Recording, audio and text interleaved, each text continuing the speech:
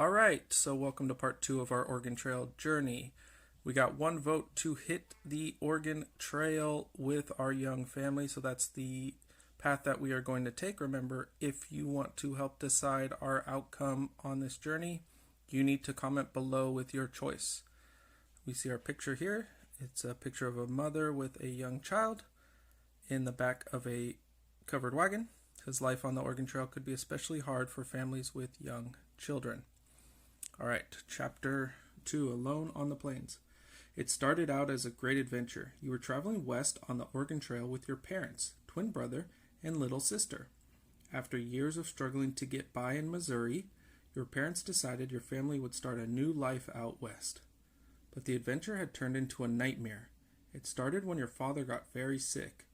Your mother soon followed. It was smallpox. The others in your wagon train couldn't afford to stop.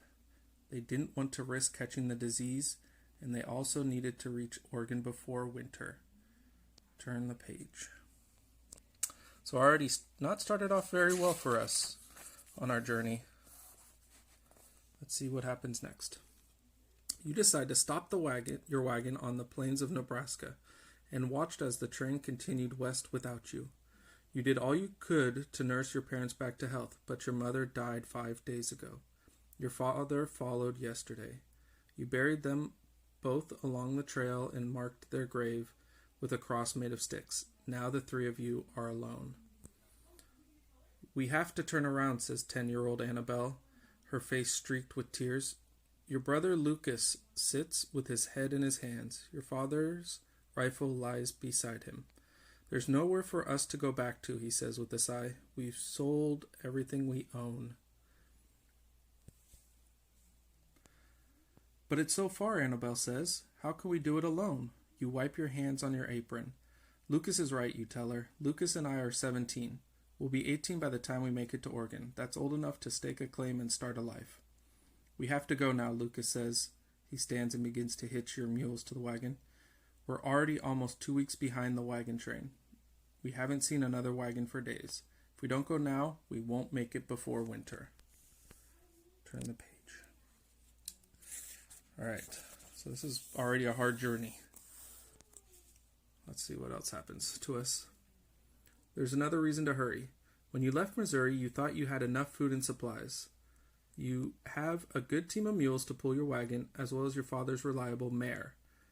A mare is a female horse. You have pots, tools, fishing gear, and 2 good rifles. You left with water casks, flour, bacon, dried beef, sugar, and salt. But over time, your food stores have dwindled. You ate too much early in your journey and lost some food to spoilage. Even if you leave now, you're not sure you'll have enough. Oh man, it just gets worse and worse. Now we're running out of food. Annabelle looks worried. Look, you tell her. We just have to follow the trail, right along the Plate River. We'll be to Fort Bridger before you know it. The trail isn't hard to follow. The prairie grasses are beaten down to bare dirt in places. But that also creates a problem. Your mules need grass to eat. So does the mare. There isn't enough on the trail. Lucas suggests turning to the north in search of better grazing land. But you worry about leaving the main trail. All right, here's our next tough decision. Things are already not going too well for us, so we need to make sure we make the right decision here. Do we go in search of grazing land? We're going to turn to page 18 if we do. Or do we stay on the main trail? Turn to page 20. So cast your vote. Are we going to stay, or are we going to go searching for grazing land for the mules and the mare? Or are we going to stay on the main trail? Make sure you comment down below with the choice that we should make next, and whatever you guys decide, we will do tomorrow. So I will see you again on the trail tomorrow.